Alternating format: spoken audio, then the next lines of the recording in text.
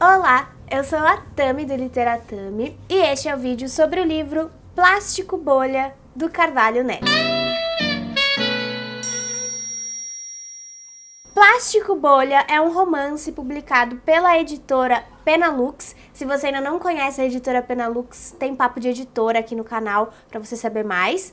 E que foi escrito pelo Carvalho Neto, que é professor de língua portuguesa e literatura brasileira, escritor de contos e romances e natural de Jequié, da Bahia. Ele vai começar este livro por uma epígrafe do Caetano Veloso, muito conhecida, que são aqueles versos que dizem, né, de perto ninguém é normal. E ainda na primeira página do livro, há uma frase, a difícil definir o que é delírio ou realidade, que parece dizer respeito à situação específica que está sendo narrada naquele momento, que é a escrita de uma carta para um cliente ali do nosso narrador, mas logo se revela uma espécie de sentença a respeito de todo o romance que estamos prestes a ler. É mesmo difícil assim determinar o que é realidade e o que é delírio na experiência do nosso narrador em primeira pessoa e por que o acompanhamos tão de perto quanto a perspectiva na primeira pessoa do discurso permite, como canta a canção do Caetano Veloso, normal, ele certamente não se apresentará pra gente. Esse narrador, ele é dono de uma vendinha numa rodoviária de uma cidade super movimentada, onde ele também escreve cartas para os passantes, cobrando apenas o valor do envio,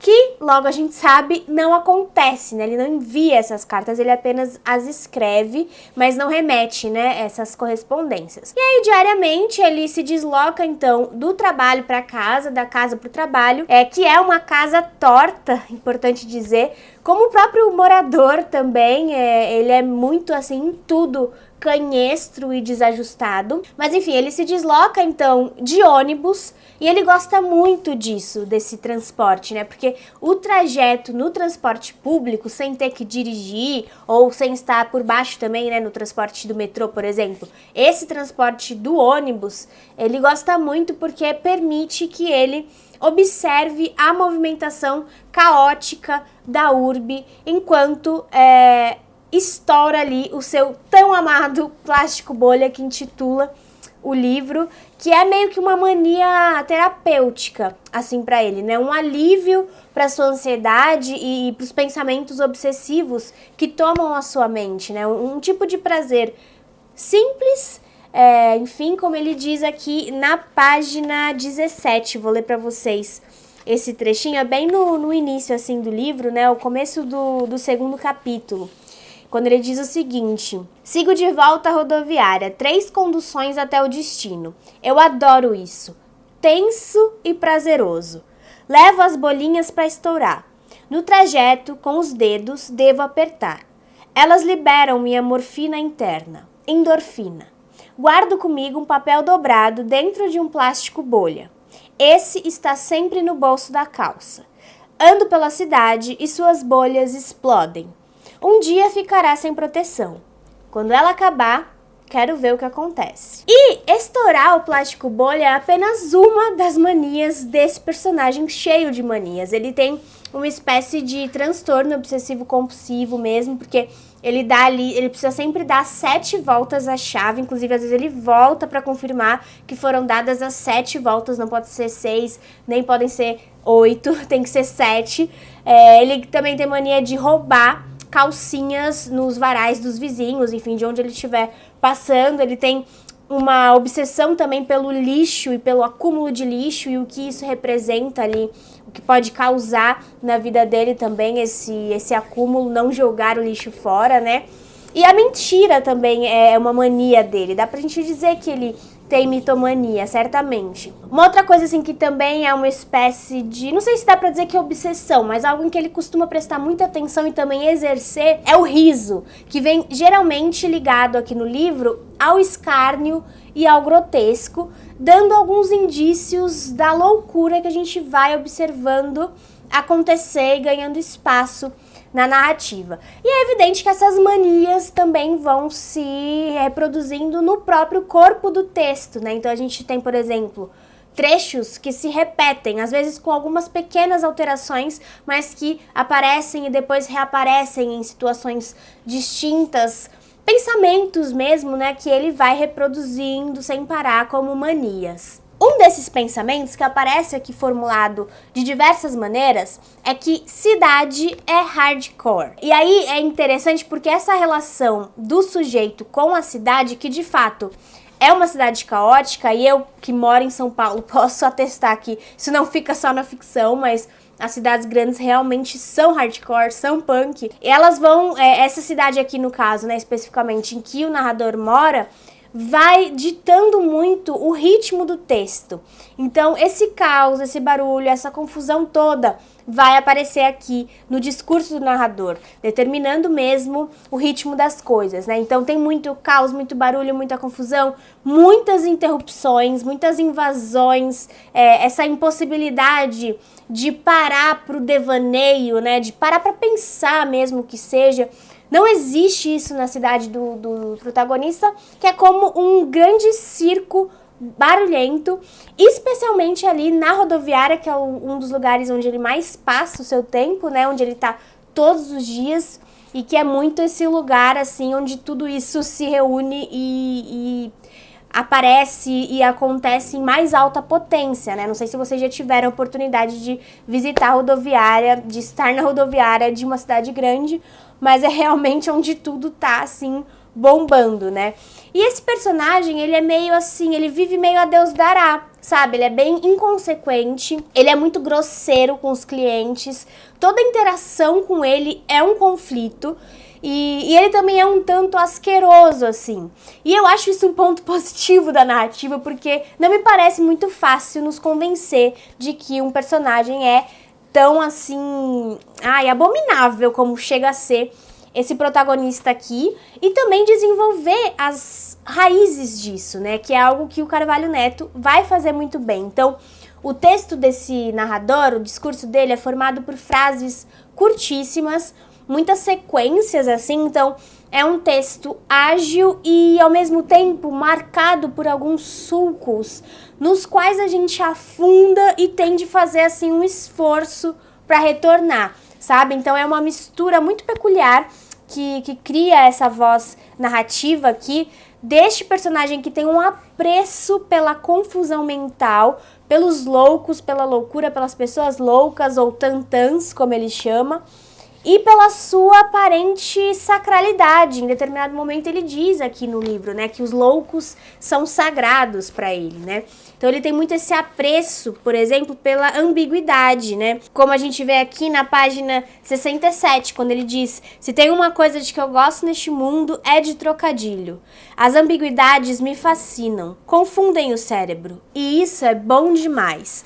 Então ele vai trabalhando bastante também, como uma mania também, com essas ambiguidades, e é como se o diabo morasse ali nos detalhes, sabe? Então a gente tem que realmente estar atento ali à narrativa, ao discurso do narrador, para evitar de cair nessas ambiguidades que ele propositalmente imprime, né, na sua fala, né? Então aqui tem uma outra ocorrência aqui na página 136 que eu acho interessante. Eu gosto sempre de trabalhar em cima do texto, né? Por isso que eu trago aqui para vocês alguns trechos também, né? Mas eu me lembrei aqui desse em que ele diz: é incrível, é um espiral unido em duas pontas. Não há ponto de chegada nem de partida. O efeito é o infinito. Começo e recomeço, vai e volta, sobe e desce, de cabeça para cima e de ponta cabeça. É tudo colorido e brilhante. Na mente, uma montanha russa caleidoscópica. É bom demais. E isso ele diz depois de ter conversado, quando ele está, na verdade, conversando com uma pessoa mais velha, com muitos sinais, assim, de certa insanidade tomando conta da sua mente. Então é algo que ele gosta de fazer, ele gosta de estar em contato com a loucura, e a gente sabe, né, que olhar para o abismo é perigoso, olhar para os monstros é perigoso, porque a gente pode se confundir com eles. Mas ele transita, né, nesse espaço, inclusive nesse espaço institucional, né, que é esse abrigo para idosos, quando, aqui nessa situação que eu li para vocês, ele tá nesse lugar, que não é exatamente um sanatório, mas mesmo assim, frequentando aquele lugar onde há profissionais que estão aptos para reconhecer problemas mentais como a demência, enfim, outros tipos de problema, mesmo nesse ambiente, ninguém nota que há algo de errado com ele. Então ele é um personagem que tem muita facilidade para escapar dos outros, né? E tudo isso funciona assim muito bem com o ambiente da cidade, onde, afinal de contas, o normal é ser um pouco desequilibrado, né? Algo que ele performa, assim, com maestria. Inclusive fisicamente, porque ele tem heterocromia ocular, né? Então ele tem um olho de cada cor, e isso já aponta um pouco desse desequilíbrio interno também do personagem. E a cidade vai sendo, então, esse espaço onde o diabo se manifesta e o medo da morte se acentua no protagonista. Um espaço, inclusive, muito distoante dos tempos de poesia, porque a gente tem alguns capítulos aqui no livro intitulados Tempos de Poesia 1, 2, 3, etc., que são capítulos voltados à infância do narrador, né? As lembranças de quando ele era criança e vivia no campo, nesse espaço idílico. Desse lugar é de onde vem o rio e o trem, que são símbolos muito marcantes aqui na narrativa, e pro resto da vida do personagem, né? O rio da infância, o trem da infância, e como esses símbolos se transformam quando eles estão localizados na cidade, são questões que o texto vai desenvolver. E principalmente esse tempo da infância é o tempo em que ele convivia com a sua família, né? Então a gente tem ali muito das figuras embaçadas do pai e da mãe do narrador, que seriam a sua única família, mas que são muito complicados, assim. Na verdade, a relação que se estabelece entre eles é muito complicada, porque o pai é um cara trabalhador e tal, mas muito ausente, e a mãe também é uma figura que se ausenta, que escolhe se ausentar, que vai embora de trem, né? Então o trem tem muito essa força aí. E então o narrador ele tem que lidar muito cedo com essa impossibilidade de estar junto, com essa ausência de afeto, com esse rompimento de laços, de vínculos familiares, e isso vai marcá-lo definitivamente. Então, o relacionamento dele com as demais pessoas, né, com a família, mas também com os supostos amigos e com alguns affairs que ele tem aqui no livro, são sempre relações postiças ou imaginárias. Então, é sempre essa impossibilidade do vínculo, mas o desejo de fazê-lo acontecer, né, a qualquer custo, com pessoas aleatórias até, que jamais chegam a ser família de verdade, né, por completo, como de fato não foram os seus pais, ou pelo menos deixaram de ser por escolha própria os seus pais. Então ele vai ter aqui, por exemplo, uma quase filha, um irmão postiço, nunca por completo, sabe? Sempre tem essa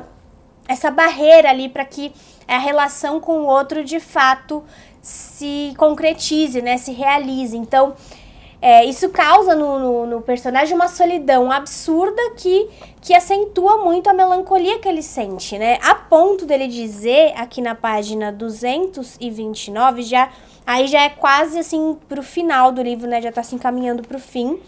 Ele diz aqui, família e amigos, eu não mereço tanto. Tudo está completo e não se fala mais nisso. Eu estou afim de estilhaçar vidraça, furtar calcinha, escrever e não mandar, olhar embaixo da cama e 7 vezes a porta trancar. Inclusive essa do quebrar vidraça também é uma mania que ele tem aqui no livro, mas aí a gente vê muito de como ele meio que aceita essa condição que a vida impôs sobre ele, né, de realmente não ter laços estabelecidos com ninguém e estar na cidade grande de alguma forma exacerba assim, essa sensação de solidão que recai sobre ele, né? E se não há nada na superfície do real em que se apegar, só resta para ele caminhar no surreal mesmo, né? Como numa realidade alternativa que ele vai acessando. Então, é assim que vai se manifestando a loucura aqui no livro, cuja maior representação talvez seja o Balbino. Balbino é um personagem que ele mesmo nomeia dessa forma, que é um personagem albino que ele conhece ali na rodoviária, que além de albino também é cego e paraplégico. E aí ele começa assim muito secundário e vai ganhando protagonismo nesses delírios do personagem, que fica assim como que fascinado mesmo pelo Balbino, né? Chegando a adotá-lo mentalmente como um irmão. Então tem esse jogo de duplo aqui também, muito interessante, que o Carvalho Neto vai refletir aqui no texto, e que vai, como eu falei, se ampliando, né, conforme a narrativa avança. E aí, no fim das contas, o que a gente tem aqui é um pouco de como uma formação familiar conturbada e negligente e o abandono, somados ao crescimento numa metrópole descontrolada e caótica, como costumam ser as grandes cidades brasileiras, como isso tudo pode afetar definitivamente o indivíduo e levá-lo às margens da sanidade ou às margens da loucura. Ele fica muito marginal ali nesse sentido, e quando não, ao mergulho total na loucura, né? Na incapacidade de identificar o que acontece apenas dentro da sua cabeça e que vai se projetando ali no exterior de maneira muito tóxica. Eu tive muito essa sensação de que havia uma atmosfera tóxica aqui tomando o livro, o que em alguma medida me remeteu à literatura do Bruno Ribeiro, que é um autor brasileiro contemporâneo também, que eu tenho acompanhado há muitos anos e que tem também essa habilidade de construir atmosferas muito tóxicas na sua literatura. Então, de alguma forma, isso me lembrou um pouco o trabalho do Bruno Ribeiro. E também o trabalho do Aguinaldo de Assis Nascimento, que era um autor super jovem, também brasileiro contemporâneo, que tinha um pouco essa pegada. Então, eu acho muito interessante observar essas correspondências em autores, assim, tão de diferentes partes do Brasil, assim, e que de alguma forma captam um pouco dessa loucura mesmo, dessa insanidade, dessa coisa muito febril, assim, que o texto meio que espelha, assim. É realmente impressionante como a literatura é capaz de fazer isso, né? Então, o livro não oferece respostas, porque a graça dele tá justamente em reproduzir esse delírio, né? Essa situação tóxica em que o personagem está inserido.